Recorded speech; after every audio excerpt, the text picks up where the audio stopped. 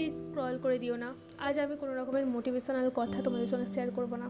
আজ আমি নিজের কিছু কথা তোমাদের সঙ্গে শেয়ার করতে চাই। তার আগে আমি একটা কথা বলি, একটা মাস আমি ভিডিও দিতে পারিনি, তার জন্য সরি। আর এই একটা মাস ভিডিও দিতে পারিনি তার পেছনে একটা কারণ ছিল। আমার একটা খুব কাছের মানুষ, আমার ঠাকুমা অনেক দূরে চলে গেছে, যেখান থেকে মানুষ আর কখনো ফিরে আসতে পারে না।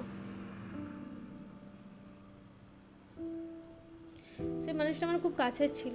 আর বলে না, প্রত্যেকটা খারাপ সময় আমাদের নতুন নতুন কিছু শিখিয়ে দিয়ে যায়। আমাকেও অনেক কিছু শিখিয়ে দিয়ে গেছে। এই খারাপ সময়ে আমি অনেক মুখোশ পড়া মানুষকে বুঝতে পারলাম, তারা কেবলমাত্র আমার ভালো সময়তে আমার পাশে থাকে, খারাপ সময়তে নয়।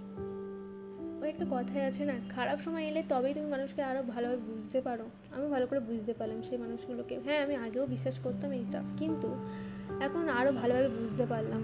আর থ্যাংক ইউ সো মাচ যারা আমার ভিডিওটা এখন দেখছো।